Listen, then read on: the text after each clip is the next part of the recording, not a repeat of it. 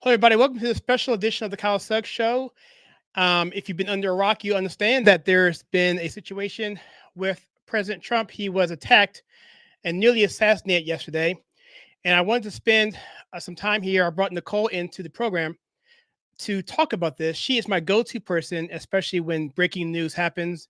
And we have another episode that we haven't actually aired yet, which will air, which is kind of sort of related to this because it deals with Trump derangement syndrome. So I'm gonna bring Nicole in here, let her introduce herself. She's been on the channel for a while. So, but if you don't remember her or know her from, because we've had about 100,000 subscribers since she's last been on the show, I'll let her introduce herself, and we'll get started with this because we only have her for about an hour. So, with that being said, I'm going to bring Miss Nicole in. How are you doing today?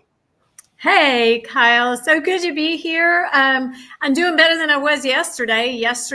I was a little rattled, I think, like most people were, but happy to be here. Thank you so much for having me once again. Always good to be with you and talk about the events of the day.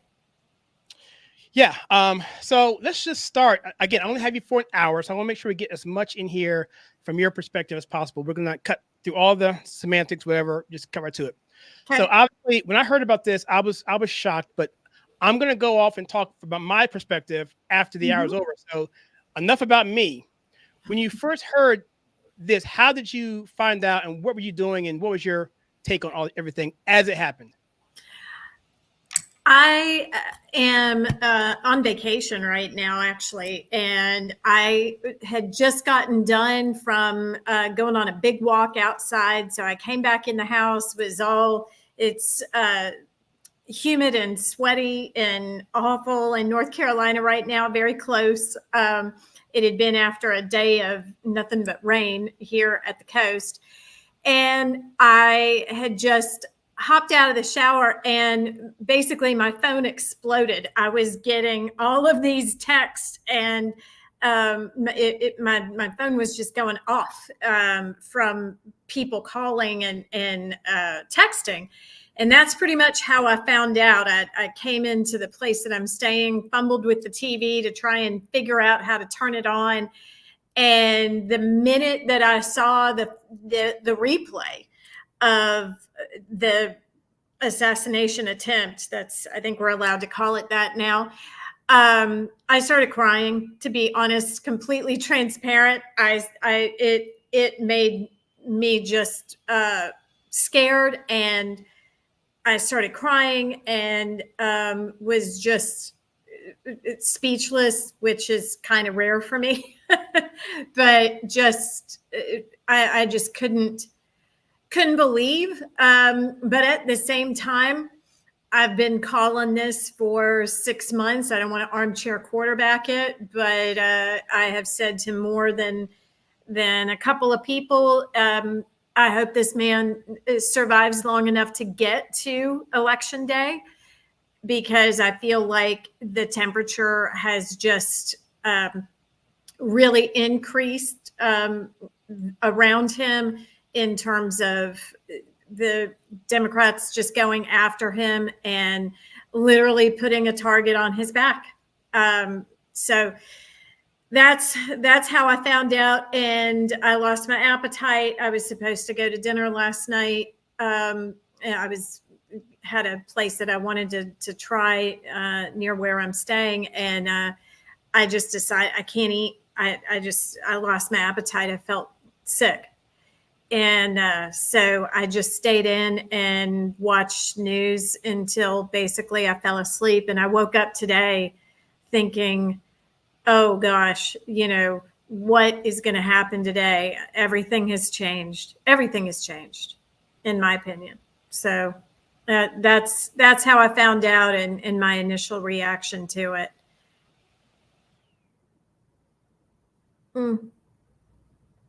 Oh, I don't have sound. Sorry. So yeah, what I was saying was that I am basically wearing the same outfit that I started this channel off with. And I don't think I ever mentioned this publicly, but I started this channel so I can meet Trump. You believe that? Okay. I said, well, if I could grow a channel big enough, maybe I can meet him. And Nice. so, and I have a friend of mine who actually had a chance of me doing that after I got to a certain point, but it didn't work out. He didn't Right. get reelected. So it almost worked. So we'll see. Almost worked. We'll see second term. But the point why I'm saying that, that's a backdrop of my Trump flag behind me, is that I love the man, right? And so when I heard people talking about a possible assassination, you hear about Alex Jones, other people talking about these conspiracy theories happening. I knew it was possible because I know history, but I didn't let my mind go there because it was just too painful to even think about. And so I heard about it. Jackie, who's been on the channel several times, texted us, and then she said there was a shooting at the Trump rally. And I said, okay, that's weird because there's never really a shooting at a Trump rally. It's a fight maybe here and there, but I said, okay, now I'm thinking, was anybody hurt? So we found out, and it was just, chaos from there. And like you said, my entire day, like yours, was totally ruined. And so from there, I went into access mode in terms of getting in contact with various media outlets, Twitter and so forth, and trying to put forth a statement for the channel. I did two out there. One's on the community tab for YouTube, and the other one's on Facebook. But yeah, it was very, very stressful. And what I'm going to do, guys, later is I'm going to actually talk about some of the more nuanced pieces of it in the second hour, where we're going to go into Rumble and X. And I can talk more liberally there. But let's just keep it at a high level again, a personal level. So, Nicole, what is the Trump administration? What is the Trump, not necessarily him as a man, but what is Trumpism? What does it mean to you? And I'm going to give you a softball here in terms of like the culture of this country and where we've come with politics, with both parties and things not getting done. I'm kind of leading you, I know, but and directing you. But what's your thoughts on Trumpism and Trump as a person? I am going to fall into the same camp as you. I do love the man. I did attend one of his rallies in North Carolina when he came to Winston-Salem.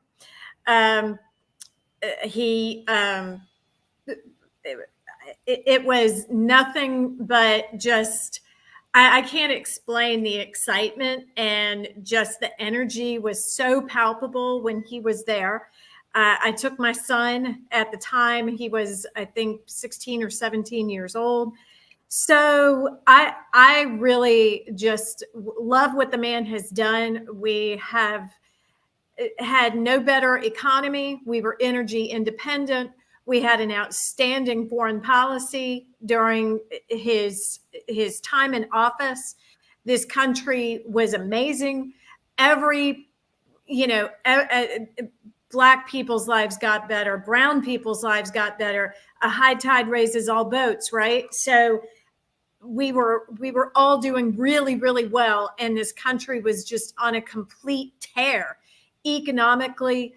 And it all got shut down by the China virus, right? So to look back at that time and see how we were doing and compare and contrast that with how we're doing as a country now, when you say you love the man, or you say that you loved his policy or the time period in which he ran, I did very well from a business standpoint. I think lots of people did. And so at the end of the day, and I know we'll get to this later in the hour, but somehow being, pro-Trump and pro what he's done for this country has been somehow turned around or equalized to that you're a fascist, or that you want, you're in favor of a dictator, or that, somehow he's going to be terrible for the country. He's already served 4 years in this country, did great under him. So right. The messaging from the left, in my opinion, is what has tainted this whole thing and led people to believe that, if you like Trump, you're a horrible person, or you're gun toting, or you're Bible thumping.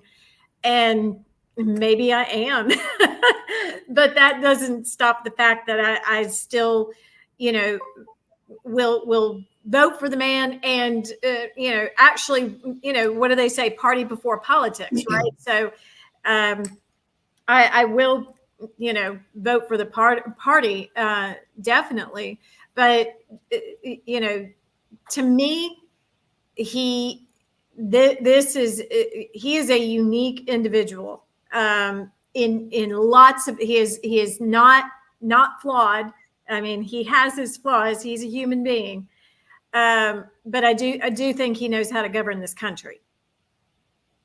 Yeah, I 100% agree with that. In fact, we have I have a bunch of clips here that I'm going to pull up at some point in time. Mm-hmm. First, I want to apologize why I'm sweating profusely here. I just finished cutting the grass, and this was a last minute thing we put together. And typically, like I said with Nicole earlier, she's kind of my go-to, and Jackie too at some points, where when breaking news happens, I like to talk about it. But I tend to give it 48 hours. But I thought this deserved a 24-hour deal here, because it's such a he almost died. I mean, let's just be clear about this. I mean, there's no other way to really look at it. I mean, he and let's just talk about the situation. So we're talking about a rally in Butler, Pennsylvania. And this is from my memory. Now, Nicole, I know you've been more in tune with this, so I'll let you fill in where I'm missing. So it's Butler, Pennsylvania. I'm not sure where that is. But I'm not sure if it's the beginning of the speech, end of the speech, but the timeline seemed to say that there was a shooter who climbed the ladder onto a roof that people had seen. An eyewitness was basically saying, hey, yeah, hello, Secret Service, there's a guy on the roof. And for 2 to 3 minutes, no one did anything. Secret Service was looking at him, didn't have any idea what's going on. Next thing you know, there was gunfire, and then the snipers, who ended up being, it wasn't the Secret Service on the roof, it was actually Special Forces police officers, waited almost to finally take the kill shots. And then at that point in time, another person was killed. We'll talk about him at some point in time. I think his name was Corey. Another tragic story altogether. And then Trump was nicked in the ear, and he went down. And then there's other things too going on with the DEI inclusion not doing their jobs, or that's from what I can tell. Right. At a high level, Nicole, is that what you have? Do you have anything more to add to that, or any more context to that? Yeah, the 30,000 foot view, that's definitely what happened. In terms of the shooter's proximity to the podium, he was way too close. He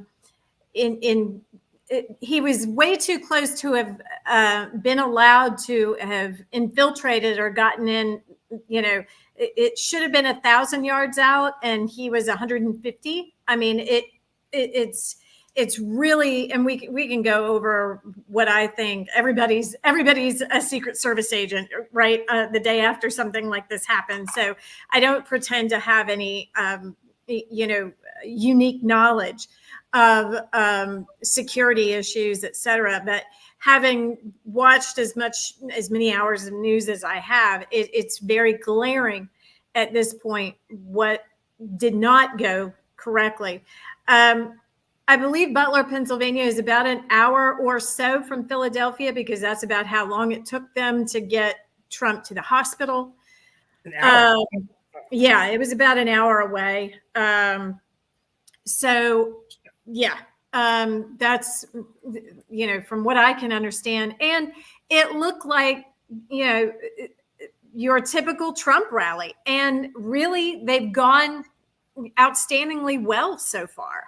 And so I think if anything, there was some complacency on the side of security that nothing's happened this far. Why would it now? And so to me, that is definitely a sticking point for, what transpired that shouldn't have. Thank you for that information there, Mark. So yeah, thank you for that. Yeah, complacency definitely played a role, and there's a lot of people right now trying to cover their ASS. So I'm gonna bring up this Dan Bongino clip here that I have, and let's just kind of talk through. We don't have to watch the whole thing, but let's just see what he says here. Just continue where you left off on the reaction here.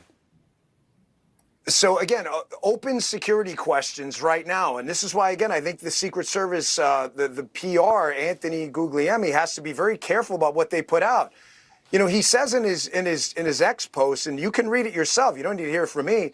That they deployed these extra resources and technology. Okay, well, which ones? You're telling me the best technology you have was deployed and you missed a shooter 130 yards? Say it was 200 yards. The Secret Service CS team, Pete, the counter sniper teams, and I'm not sure those two guys are Secret Service. We have to remember that we don't always, when we go to New York sometimes with high-level protectees, we'll use NYPD ESU counter sniper. So I'm not really sure either way, they'd still be briefed in. The question we have to ask is, if that's the best technology we have, and we had a CS team up there with a shooter that, you know, we're trained out to 1,000 yards in the Secret Service with the counter sniper team. How did they miss someone at most, you know, 1/5 of the way there? He said they're trained 1,000 yards away. Isn't that? And look at that on the screen right there. I mean, that's a good shot there. There's the stage, right? And there's the shooter, right? It's like right across the street now. And so I got something interesting to say. So Trump, I was invited to, because like the people behind the stage, that's VIP. You have to be a special person, special clearance, everything else. You have to be invited by a certain person, whatever. Of course, I got invited to a VIP last month. I didn't go. I had a conflict. But just seeing that could have been me back there. Alexis, my wife, and Jackie went to the one in Winston-Salem. They were also VIP. That could have been them. So really, that person that died, that person, his name is Corey, I forget his last name, but I'll bring it in a second here. That could have been any of us. That's one of the reasons why I got so pissed off about 9/11 was because, okay, the Defense Department, that was a military target. You kind of give them that. But the Twin Towers was a public target, civilian target. And to me, that's personal. So I took this whole attack as personal. That could have been my wife, that could have been Jackie, that could have been me, that could have been you, Nicole. It could be anybody who was there, happened to be behind the screen. And it could have been a ricochet who was even the person who wasn't VIP. Yeah, the fact that gunshots were fired off, that's an attack on every American citizen who, especially Trump's American citizen, because that's the person likely who would go there. So to me, I take it very personally. How about you? Yes. That's our freedom to assemble, right? And not expect to get killed. Why would I couldn't help but think about that when I went to that rally with my son. And actually the security there, we had to park miles away and we were bussed in to the actual, area where he spoke. So I was away from everything. If something would have gone down, I'd have just been running. So now I think this has a really psychologically chilling effect on people who plan to attend. From here, people are going to really think twice. Now, I do think that they're going to widen the perimeter as a safety measure going forward. So I think that will help. Yet, this was kind of a softball failure, in my opinion. I'm not even any kind of security expert, and I would have thought, well, that building is close. Maybe we ought to take a look at that or have some eyes on that. I think people will still want to go. I think people will still attend these things in throngs and droves. And now we've lost so much faith in this country, psychologically, in my mind, in the institutions. And now we've lost a lot of faith in Secret Service, FBI, and the ability of our government to keep us safe. I mean, they couldn't even keep the next president-elect of our country safe. Right. And we're just, civilians. How are we supposed to feel safe? That's why I said I woke up and it was a new day today, because, we're left questioning a lot of our institutions and why they exist and what they stand for. And yesterday now is another head scratcher for safety and security in this country. You see what Mark put there. He said, and Trump has always been denied a full Secret Service compliment for a former president. Now check this out. This is your favorite Democrats, right? Right. They're actually the HR House Resolution Bill 8081. They're trying to restrict and remove President Trump's Secret Service detail. Mm-hmm. If they're trying to make it so that if you're convicted of a felony, all of a sudden you can't have Secret Service. That also applies to Hunter Biden too. So does he also get restricted Secret Service privileges as well? Right. That'll probably die in the vine there though. But I'm gonna say more in the second hour because there's a lot of deep state stuff going on. And I didn't answer the question from Ethan. He asked the question. I didn't want to put it up on the screen, but I'll bring it up in the second hour. There's some stuff going down that's shady, right? And it's just undeniable. And I am the most tinfoil hat person you can think of. I'm very rational, logical, but taking him out is rational and logical because they can't beat him. Well, they can't beat him on policy. So what do they have left, right? I mean, there's no policy. We've got a non-compos mentis president in who's running again, in my opinion, extremely selfishly and not for the good of the country. And on Monday, he tweeted that we need to stop talking about another debate. We need to put President Trump in the bullseye. Yeah, they don't have anything left. They don't have anything to run it. During his press conference last Thursday, President Biden, he filibustered himself. I was absolutely just bored out of my skull. He was bloviating and just droning on and on and on and on. And, when he doesn't know what else to say, like a lot of us, he'll say, the idea that, or just kind of trail off. Well, anyway.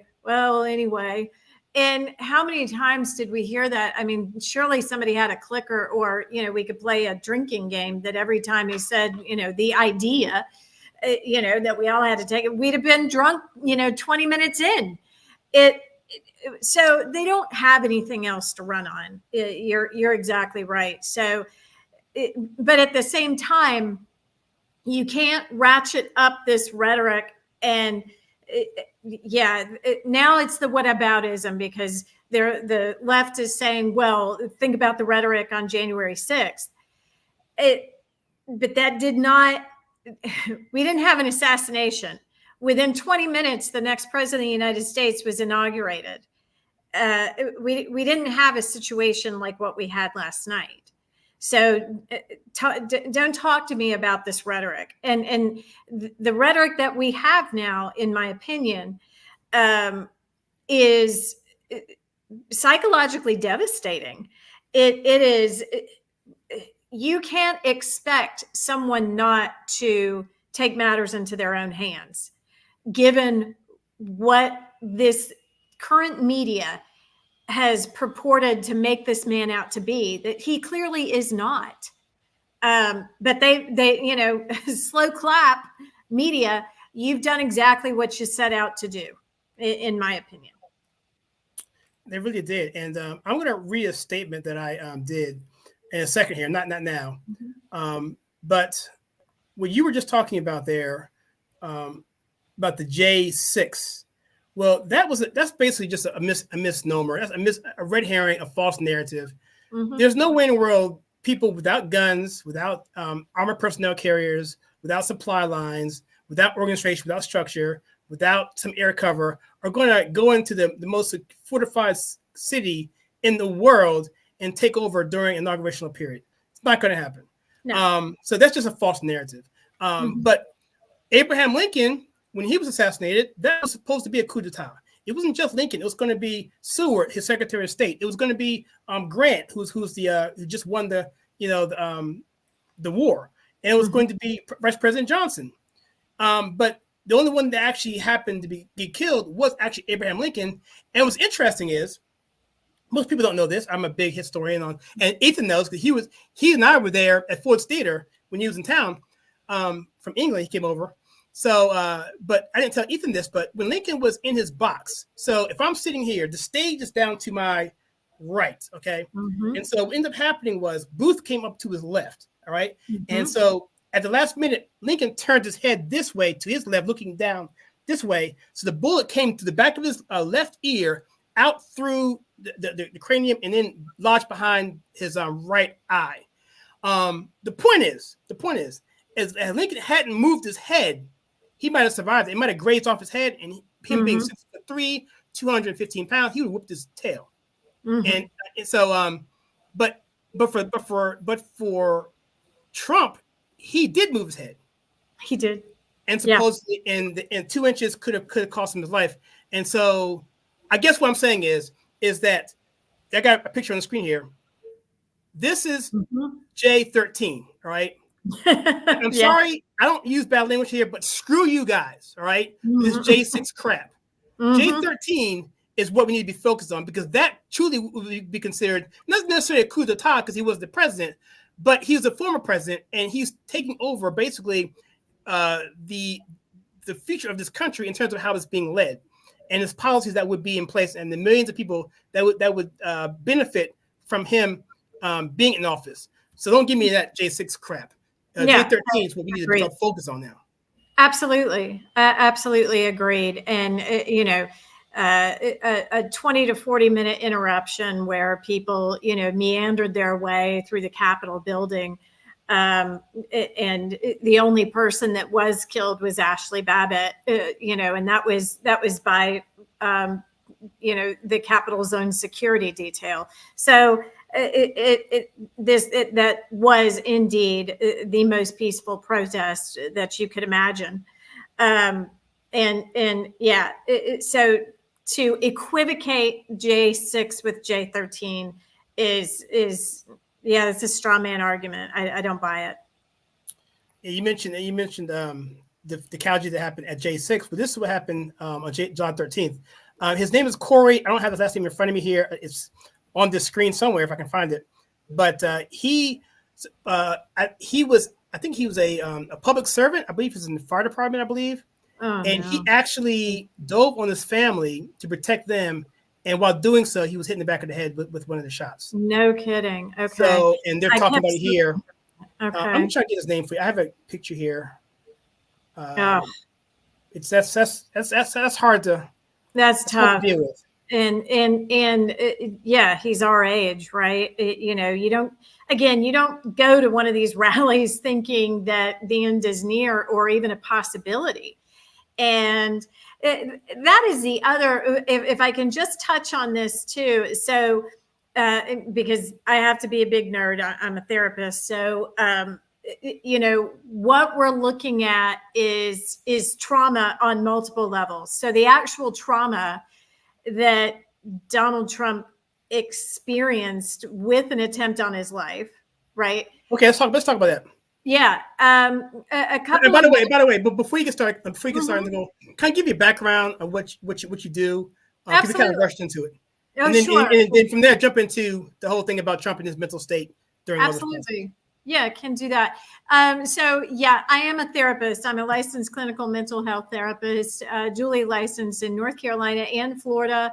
I work with high-level entrepreneurs and professionals with all sorts of mental health issues, everything from your run-of-the-mill anxiety and depression to grief, personality disorders, pathological love relationships, having to do with narcissism, borderline, or antisocial behavior. And I have a little bit different take, more of a conservative take, if you will. Plug for the show. I think I say that the only real colleague that I have is Jordan Peterson, because I feel like myself and Jordan are fairly equally aligned, although he's much smarter than I am. But that is my background. I founded High Performance Counseling about 8 years ago now, and have been in private practice for that long, and I love what I do. That's awesome. Well, I would give you that so you have some credibility going into what you're going to say about There we Trump. go. Right. Well, and so being a trauma professional, if you will, that's more alphabet soup behind my name, clinically certified trauma professional. What he experienced and what he is more than likely experiencing right now, far be it for me to psychoanalyze Donald Trump, it was really funny. Not funny, but funny when he was asking for his shoes. Yeah, I heard that, yeah. From behind the podium.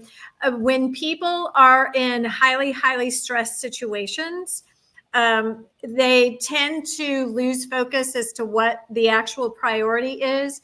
We see this a lot when we have airline situations where people need to get off the plane. They start to gather their things, or they want to get their stuff out of the overhead bins, when actually the idea is to get off the plane. You got to go. It's time to go. You're reaching for your stuff. It's like when your house is burning down, you go through and you try and pull all the important things when, the important thing is your body, getting out of the house safe. So that totally came up for him when he asked for his shoes. And he had a remarkable amount of lucidity. I want to give him all the props for that, for him to be able to raise his fist and to reassure the crowd. And even though you could tell he was a little bit disoriented, he was, clearly off his game. Who wouldn't be? Yet he had the wherewithal and the awareness to, raise the fist. And a lot of people will say that was just optics or acting, or everybody's different. When you see the people behind him when the shots were firing, it's very interesting to observe. Some people dove for cover. Some people stood and looked. Some people stood stock still in shock. Some people screamed. Some people didn't. All of that depends on you and your background and your experience with trauma. I myself, I can say that I would have started crying immediately. That seems to be my go-to when I get, really stressed. You never know until you're in that situation, but that is where that goes. Now, post-incident, what Donald Trump is going to have to fight big time is the hypervigilance that will naturally come about when he gets back on a podium. He's going to have to fight that within himself to stay relaxed and focused on message. His trust, even though he did the big thank you letter and thank you tweet, his trust and the security detail that he has been broken. So something needs to happen in order for his trust to be rebuilt there. Otherwise, he is going to feel compromised and may make some very, I don't want to say cloddish errors, but the idea that he could do something kind of dumb or say something off message at this point, in my opinion, that would be stress related, just because of the questions now surrounding his own security. So that hypervigilance for him and being hyper aware of his surroundings and what's in his ear going forward is going to be huge. And I'm going to go on a bit of a rant for a minute. If I had to cherry pick his security detail, who would be closest to him? Now, I know that, and I know I'm jumping the shark a little bit, but I've affectionately referred to the female that was in front of Trump. I've affectionately referred to her as Jessica in the ponytail. Jessica wears that suit great. She looks awesome. She does. She looks amazing. And she's right there front and center trying to protect the president. And she is 5'0" and maybe about 108 pounds. Okay. She looks like me trying to reach a glass on the top shelf in my kitchen. Okay. I can't do it. Now, Trump is 6 foot whatever tall, and she is dancing around him like a little bird. I don't want Jessica in front of my president pretending to protect him, because she can't. I want, you know who I want, Kyle? I want Jaquan. I want like 6'5" Jaquan. I want somebody who blocks out the sun right in front of my president, protecting him, especially when stuff is going down. I mean, I just have to say that I want somebody big. I want somebody husky. And that is not little Jessica waving her hand in front of his face, trying to protect him with, you know, with their little hand, with their little bird hand. It was sweet and it was cute, but not effective. And contrast that with, you know, Tracy and Brittany, who were standing in front of the beast, and she was so nervous she couldn't reholster her weapon. Right. What's up with that? Yeah, it was her first day. So was it really? Yeah, no, I don't know, but that's what it looked like. It, you know, yeah. But it's amateur hour, right? And I understand, you know, a black swan situation. Nobody ever expected this to happen, but every law enforcement professional I am familiar with, and I know, and based on their training, knows it can reholster that weapon in their sleep. You can tell somebody who is in law enforcement, who's no longer in law enforcement, by the way they walk, by their gait. You know why? Because that hand and that arm stands away from their waist a little bit, because that firearm is always on their hip, right? I mean, it's muscle memory. You know, you can tell by the way they walk, and I've clocked it a million times. I work with law enforcement in my counseling. I work, you know, I'm familiar with law enforcement on, you know, several levels, and so for your girl down in front of the beast not be able to find her holster, oh my God, what are we doing? What are we doing? We can't with this. And if it would have been a dude down there doing the same thing, I would have had as much criticism for him as well. But I mean, my goodness, can we not have the most seasoned people available around this person? And I just don't think that what we saw were seasoned veterans of security down there protecting him. Yeah, I think I've heard the point about women not being, and mostly this is coming from women, are saying that we don't want women protecting our leaders or whomever. And I don't say that because I don't feel necessarily comfortable. But when you said about her size, that's a great argument. That's a great argument. I mean, yeah, it's just her size. And, you know, we all know Trump is a big man. He is what, 6'4", 6'5"? Yeah, he is huge. And seeing him, I mean, yeah, she looked like a little hummingbird. She was precious. She looked great, you know, but we don't need precious. And for the head of this Secret Service, I think her last name is Cheadle. I got it right here. Yep. She has said, Kimberly Cheadle, she has made several statements that her goal for Secret Service is to have 30% DEI and 30% female. And, you know, at what cost? At what cost? We saw what the potential of that would be today. Everybody looked scared. Everybody looked like they were jumpy. Except for the Trump people. Yeah. Now that guy in the blonde hair with the high and tight, you know, who was on mic. I want 6 of those surrounding him. I don't want Jessica the hummingbird down front. No, we can't have that. This is what Dan Bongino says about this. Mm-hmm.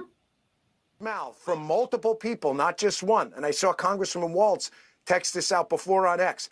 there have been repeated requests to increase the security footprint around not just the residences of Donald Trump, but the body itself.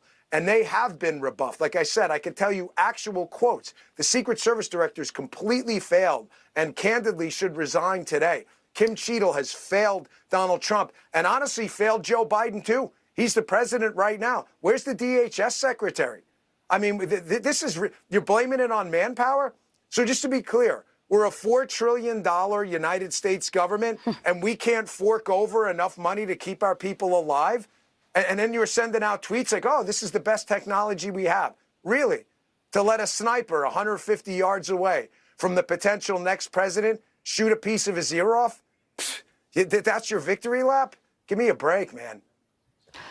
Dan, I mean, we think about. I mean, that's what we're saying. I mean, this guy here, he's 12 years on the force. I think he served under 3 presidents: Clinton. I think he was on the Bush and Obama. Mm-hmm. So, yeah, I definitely defer to Dan Bongino on all things, inside baseball in terms of security and what have you. But yeah, I mean, people will say, well, he didn't die. Yeah, but come on. There was such spectacular failure on so many levels here. And then to fumble and bumble it right at the end. I mean, the fact that he dove underneath this podium, he saved himself.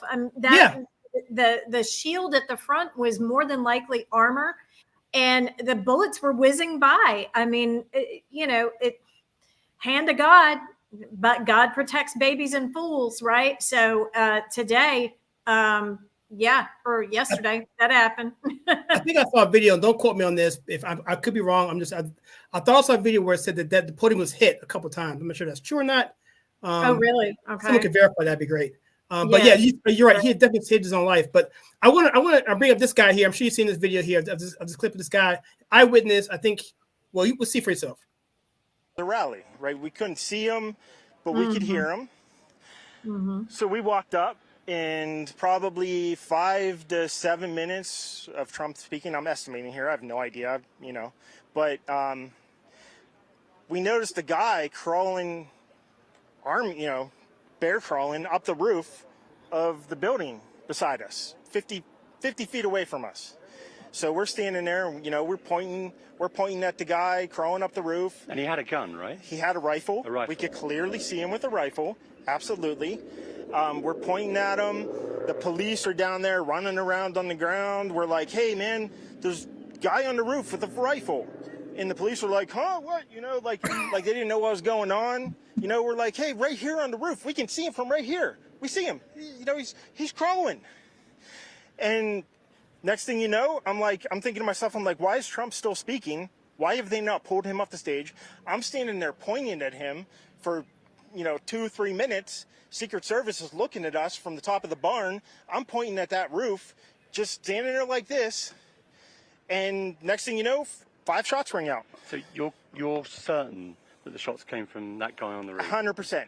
100%. And he was up there for a couple of minutes. He was up there. You saw him up there for a couple of minutes. Absolutely. At least 3 to 4 minutes. And you were telling the police and the Secret Service. We were telling the police. 3 to 4 minutes. I mean, if Bart Simpson can see him, can everybody see him? I mean, oh my gosh. If JFK had 30 seconds, he would have lived. If Reagan had 30 seconds, he would have not been shot. Mm-hmm. If McKinley or Garfield or Lincoln had 30 seconds, this nigga, sorry. Here we go. This dude had how long? 3 to 4 minutes? Yeah. Yeah. Well, and at what point, I mean, bring up so many amazing points. At what point do they do the debrief and figure out, okay, everybody had a feed. And so at what point did they say, oh, do we have the shooter? Do we have the shooter on target? Is he in scope? We've seen extensive footage of the the shooters that were beside of the podium, shooting out, how they pulled off scope at one point. And so did that mean they were told to stand down? Did somebody else get the shooter? I mean, where was the coordination here? And far be it from me to tease out the details here, but for civilians to have witnessed this, and everybody was losing their mind trying to point, and some people, told law enforcement, even Bart Simpson told, law enforcement, and everybody was still, slow to react. Okay. How long do you need on a rooftop to see that there's somebody else on a rooftop with a gun before, I mean, if it had been somebody up there with a telescope, let's just say, right? Would they still not have gotten capped? I think they would have. So, and I wanted to acknowledge, I believe Wendy had made a comment before that unless your security detail is bigger than you, and she needs to bench press 200 pounds and be, this tall. Then what are we even doing? I mean, why ignore the basic tenets of security? And if you're not any more secure than I am, if you can't do any better job than I can do on my own, then why do I have you here? What am I doing with you? Trump's more likely to trip on little Jessica than he is to be actually protected by her. I mean, she just gets in the way. Right. Poor girl. I got a puppy now. It gets all in the way. Yeah, she's just a little bird. She just, in his face. So, yeah, they had what seems like an eternity to have reacted. And again, this is to my point where people are like, even when we see the shooter, people don't do anything. So it's like, how can you not tinfoil hat this and think, okay, this was done on purpose. This was coordinated somehow. Somebody let this happen at the very least. I mean, my gosh. And even Dan Bongino says is that when stuff goes down, you revert back to your training. All right. As security, as law enforcement, you're only as good as your training. Right. But even then, I mean, take 9/11, for instance. They had supposedly trained for the 9/11 scenario. When stuff went down, everything went completely sideways. So, even when something goes down like this, it's not well coordinated, and only by luck did this actually end fairly well. Was it ever verified? And maybe some of our listeners or watchers can say, was it ever verified? Somebody had posted on X a picture of Trump's suit jacket that may or may not have had a grazing hole in it. Shot, yeah. And do you know anything about that, Kyle? I thought maybe he had a vest on. Maybe he got hit, but. I'm fairly certain he did have a vest on. And then my understanding too is that there's he wears a vest. Yeah, but his suits are also made specially to be, I don't know, something proof. I don't know if they're bulletproof suits. Yeah, the president has special suits for sure. Yeah, absolutely. Wow. So I want to touch on media and what have you. Only because I'm winding down on time. Yeah. But how much more can this man take psychologically? I pray to God he's got a fabulous therapist who's helping him just process this. I'm not saying giving him therapy necessarily, but having somebody to process this with, not your friends, not your family. He needs something. So I hope that he has that. But what I wanted to touch on, and you can still see me, right? Mm-hmm. Okay. So the media and the left, just at large, in my opinion, has been after this man, and in a grotesque, very personally, physically violent way. And I'm going to quote here from Victor Davis Hanson. He says, and I'm going through how this man, how DJT has been threatened. So by slugging his face, said by Robert De Niro, by decapitation, Kathy Griffin, Marilyn Manson, by stabbing, Shakespeare in the Park, by clubbing, Mickey Rourke, by shooting, Snoop Dogg, by poisoning, Anthony Bourdain, by bounty killing, George Lopez, by carrion, eating his corpse, Pearl Jam, by suffocating, Larry Wilmore, by blowing him up, Madonna and the failed DJ Moby, by throwing him over a cliff, Rosie O'Donnell, just by generic killing him, Johnny Depp, Big Sean, or by martyring him, Reid Hoffman. Yeah, I wish I had made him an actual martyr. We've been putting up with this from the left and from their apparatchiks, and only until George Clooney actually turns around and says, you know what, we've got a non compos mentis actual president, he can't bring it.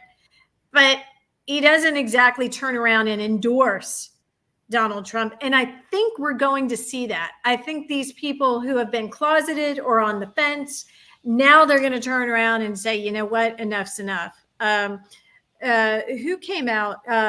Bill Ackman, I think, finally came out and wrote extensively on X about his endorsement of Trump, and Elon Musk did as well. By Elon Musk. Yeah, we're going to see some of the heavy hitters come out and express at this point. But you can't, have endured this for so long and not thought that some psychopath is going to suddenly wake up on a given Saturday and think, you know what, I really should do something about the existential threat to, our world and our nation and our country. I should be the one to take care of that. And that's exactly what happened. Yeah, well, that's exactly right. And I'm going to use your expertise as I close right here. You got 4 more minutes left here. I'm going to ask you a question. Are you familiar with a guy by the name of Norman Vincent Peale? He wrote a book called The Power of Positive Thinking. Power of Positive Thinking, yes. Back in the 50s, a self-help right. book. Mm-hmm. So I'm going to say this, and then I'll let you close this out on this segment. Okay. So Trump, his parents, his mom and dad were big on this positive outlook. They were millionaires, so they had it together in that way. Mm-hmm. And so they would listen to this record constantly. Yeah. Day after day after day. And Trump grew up listening to this and memorizing this particular book. Okay. And so if you look at him throughout his career, he's never been negative about he's negative about what's going on, but he's not negative in terms of we can't get it done, we can't do this, right. It's crazy. It's always a positive thing. Even if he gets shot, he's like raising his fist, fight. I think that's all part of him and who he is and why he's able to get through so much. So let me ask you a question and let you close this out. Sure. Is that enough to is that enough to fall back on, or do you think he needs something else? I mean, I think he needs Christ and getting in the word and all that, which he may be doing, but we don't know that. But in terms of a psychological standpoint, what does he need, or is that enough? Well, positive thinking will help you in a variety of ways, right? So, the power of positive thinking and just being positive. However, you cannot platitude your way out of evil. You cannot cliche your way out of, something bad that's happened. You can't say, positive thinking is, well, it could have been worse, right? Actual processing and working through trauma has to acknowledge the grief and the fear behind what happened. So his generally positive and resilient mindset will help him a great deal. And he has to keep going. So there's some pressure there. And hopefully he has a trauma professional working with him that can sit with him to process the details of what happened, acknowledge the fear, acknowledge the grief behind it, acknowledge all of the what ifs of what could have gone wrong. That's what sticks with you and is the residue of trauma and that doesn't get resolved. And what happens is that because we have to keep going after trauma, we have families, we have work, we have to keep moving, most of us. We box up trauma and we put it on a shelf in the closet, and kind of like gremlins, at the most inopportune time, it pops off that shelf and then can, boom, kind of blow up in our face.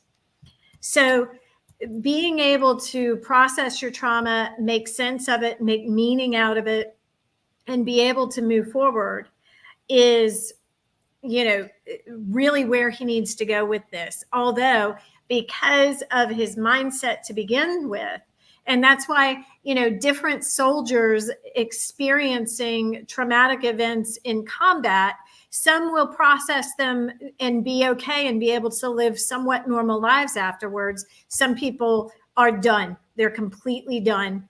After that incident, they're never the same again. They're not functional. They are a shell of themselves. And that has to do with how you hit boots on the ground to begin with. So to that end, Donald Trump is extremely well positioned to be able to pivot from this and be incredibly resilient and be fine moving forward. And as long as he does get some pretty focused help to process what happened, in real time. So yeah, that's my answer there. That's fantastic. Well, that's good advice, and I don't think anyone else is offering that on the internet right now because we have you. You are a secret weapon on this channel. So thank you so much for the insight. It's really, really interesting. I never thought about it that way, but he is a human being. We look at him as this, this super figure, but he's actually a human being. And she has talked about Melania, but she wrote this heartfelt letter, and that lets you know that he is a human being and he has these emotions and this thing that could happen with him going forward with this trauma that he's experienced. So absolutely, thank you for letting us know about all that. Very good. I really appreciate you having me on. And bop on over. Everybody needs to go on over to Rumble. And you're going to take it from here, Kyle, and feel free to speak freely. Say all the cuss words that I wish I could have said. I almost dropped the N-word there for a second. Oh, I know. Yeah. Well, I got to love my gangster president, though. I do. What can I tell you?